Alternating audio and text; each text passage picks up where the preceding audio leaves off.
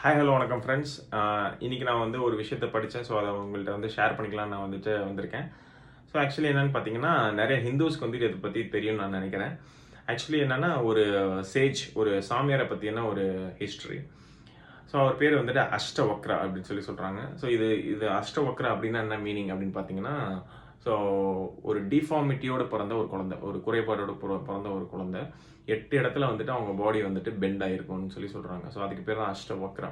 So இது எப்படி நடந்ததுன்னு பார்த்தீங்கன்னா, ஸோ அவர் வந்துட்டு வயிற்றில் அவங்க அம்மாவோட வயிற்றில் இருக்கும்போதே அவங்க அப்பா என்ன பண்ணியிருக்கிறாரு, நிறையா வந்துட்டு வேதாஸோடைய வேர்சஸ்லாம் வந்துட்டு ரீட் பண்ணி காமிச்சிருக்கிறாரு. ஸோ அந்த மாதிரி வளர்ந்த குழந்தை. ஸோ வயிற்றில் இருக்கும்போதே அவங்க அப்பா வந்துட்டு ரீட் பண்ண ஒரு வேர்ஸ் வந்துட்டு ஒரு தப்பாக ப்ரொனவுன்ஸ் பண்ணதை வந்துட்டு அந்த குழந்தை கரெக்ட் பண்ணியிருக்கு. ஸோ அதில் வந்துட்டு கோவமான அந்த அப்பா வந்து ஏதோ சபிச்சிட்டாரு. ஸோ ஏதோ வந்துட்டு சபிச்சதுனால ஸோ அந்த பிறந்த குழந்தை வந்து டிஃபார்மிட்டியோட பிறந்துருச்சு. ஸோ அதை வந்து அஷ்டவக்ரா. அது நாளை பின்ன வந்து நல்லா படித்து வளர்ந்து அது பெரிய ஒரு சாமியாராக வந்து வளர்ந்துருச்சு.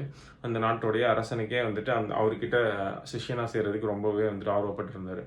ஸோ அந்த டைமில் வந்துட்டு உடனே வந்துட்டு அந்த அஷ்டவக்ரான்றவர் அந்த அரசனை வந்து தன்னுடைய சிஷ்யனாக வந்துட்டு ஏற்றுக்கிட்டாரு.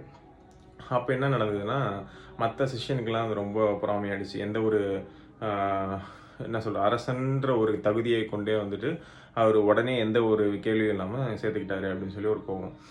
ஸோ இதை வந்து எப்படி ஜஸ்டிஃபை பண்ணார், எப்படி வந்து இதை மற்ற சிஷ்யன்களுக்கு புரிய வச்சார், அது சொல்லி புரிய வைக்கல, செயலில் புரிய வச்சார். அது எப்படின்னு பார்த்தீங்கன்னா, அந்த ஒரு நிகழ்வு நடந்தது. ஒரு நாள் வந்து அந்த அரசன் வந்துட்டு பயிற்சிக்கு லேட்டாக வரும்போது அவர் குதிரையிலேருந்து இறங்கி வந்தோன்னே அவர் என்ன சொன்னார், அந்த அஷ்டவக்ரான்றவர் என்ன சொன்னாருன்னா, நாளைக்கு வந்துட்டு ஒரு நிலநடுக்கம் வரப்போகுது. ஸோ இந்த நாடு வந்து நாளைக்கு இருக்காது, இன்றைக்கி இல்லை மாதிரி நாளைக்கு இருக்காது. அதனால் உங்களுக்கு தேவையான பொருட்கள் எல்லாத்தையுமே நீங்கள் வந்துட்டு எடுத்து வச்சுக்கோங்க. உங்களுக்கு எது முக்கியம்னு தோணுதோ அது எல்லாத்தையுமே நீங்கள் எடுத்து வச்சுக்கோங்க. நீங்கள் நாளைக்கு வந்துட்டு இது எல்லாமே இருக்காது உங்ககிட்ட அப்படின்னு சொன்னோன்னே எல்லா சிஷ்யன்களும் வந்துட்டு எதையோ தேடி வந்துட்டு ஓடிட்டாங்க அந்த இடத்த விட்டு. ஆனால் கடைசியில் அந்த அரசனும் இந்த அஷ்டவக்ரான்ற சாமியாரை மட்டும்தான் அந்த இடத்துல இருந்தாங்க.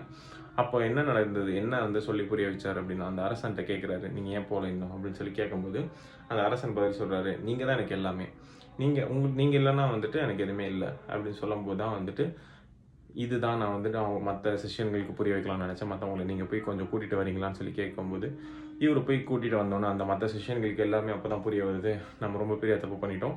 ஏன்னா என்னோட குருவை நான் ஏற்றுக்கிட்டு வரும்போது எனக்கு என்னோட குருவை தவிர வேறு எதுவுமே இல்லைன்ற நினப்பில் தான் நான் இருந்திருக்கணும்.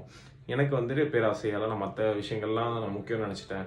ஆனால் இந்த அரசன் தான் ரொம்ப வந்துட்டு சரியான சிஷ்யன் என்னோட குருவுக்குன்னு சொல்லி அவங்க வந்துட்டு அக்செப்ட் பண்ணிக்கிட்டாங்க. இதில் என்ன நம்ம புரிஞ்சுக்கணுன்னா, ஒரு teacher, so he's a teacher. So அந்த டீச்சருக்கு தெரியும் தன்னோட சிஷ்யன் யாருக்கு வந்து நான் கற்பிக்கணும், யார் வந்து சரியான ஆள் என்னுடைய அறிவை வந்து நான் புகட்டுறதுக்கு. ஸோ இதுதான் வந்து இன்றைக்கான லெசன் நமக்கு. So thank you all. ஸோ இது வந்துட்டு நான் உங்களுக்கு ரொம்பவே யூஸ்ஃபுல்லாக இருக்கும்னு நான் நம்புகிறேன். So thank you, keep supporting.